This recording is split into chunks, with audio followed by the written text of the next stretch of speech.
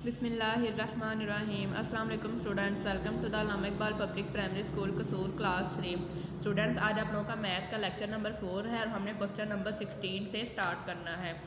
The cost of 14 watches is ₹672। Find the cost of 1 watch. Question ये है कि 14 घड़ियों की जो कीमत है, टोटल कीमत वो है 672 रुपये। तो उसी हिसाब से हमने एक घड़ी की कीमत बतानी है कि एक घड़ी की कीमत कितनी होगी। तो 672 को हम 14 पे डिवाइड करेंगे। 14 4 द 56, 2 का 2 वैसे आ जाएगा।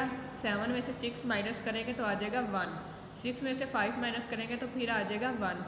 फिर 14 का टेबल हम पढ़ेंगे तो 14 8 का आएगा 112। तो ये पूरा पूरा तकसीम हो जाएगा। हमारे पास 48 आया, जो 48 रुपीज़ है वो 1 वॉच होगी 48 रुपीज़ की।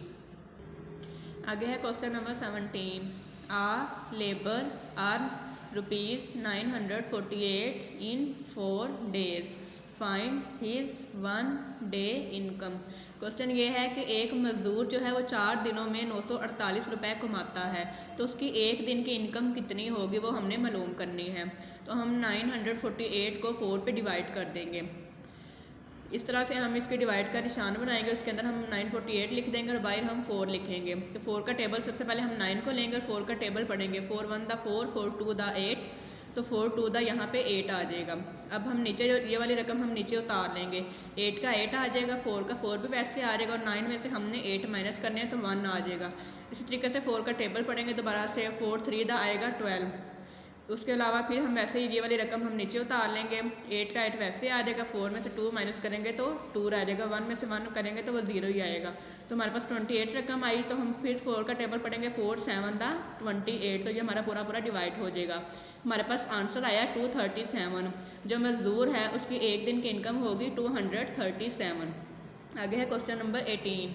Use symbols to compare the following fractions. हमने जो फ्रैक्शंस हैं इनको हमने कंपेयर करना है कि जो बड़ी है वो कौन सी रकम है और छोटी कौन सी रकम है। जो बड़ी रकम होती है उसकी तरफ इस जो होती है इलामत, इसका मुंह खुला हुआ होता है, और जो छोटी रकम होती है उसकी तरफ इसका मुंह बंद होता है।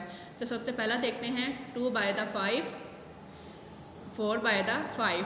अब 5 और 5 इक्वल हैं, 2 छोटा है और 4 जो है वो बड़ा है, तो इसी वजह से हम इस तरीके से इसका निशान लगा देंगे।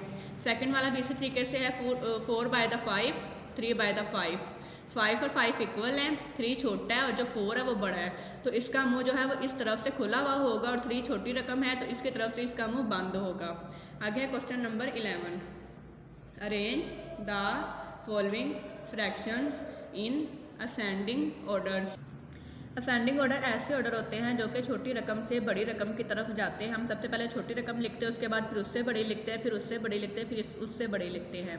तो पहला क्वेश्चन देखते हैं 3/9, 1/9, 7/9, 4/9, 2/9। इसमें से हम जो सबसे छोटी रकम है वो देखेंगे। तो सबसे छोटी इसमें है 1/9, तो हम 1/9 सबसे पहले लिखेंगे।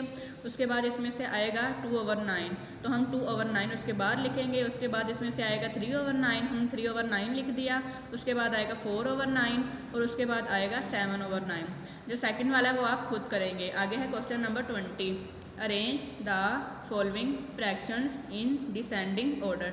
डिसेंडिंग ऑर्डर जो है वो असेंडिंग ऑर्डर से उलट होते हैं, मतलब कि उसमें सबसे पहले बड़ी रकम आती है, फिर उससे छोटी आती है, फिर उससे छोटी आती है। तो पहला देखते हैं 3/12, 9/12, 6/12, 1/12, 7/12। तो इसमें से जो सबसे बड़ी है उसको हम पहले लिखेंगे। तो सबसे बड़ी है 9/12, तो यहाँ पे हमने लिख दिया 9/12। उसके बाद आएगा 7/12, तो यहाँ पे 7/12 लिख दिया। उसके बाद आएगा 6/12, तो 6/12 लिख दिया। उसके बाद आएगा 3/12 और उसके बाद 1/12। जो सेकंड वाला है वो भी आप खुद करेंगे। ओके स्टूडेंट्स, आज के लेक्चर में आपके 20 क्वेश्चन कंप्लीट हो चुके हैं। अपना बहुत सारा ख्याल रखिएगा। अल्लाह हाफिज़।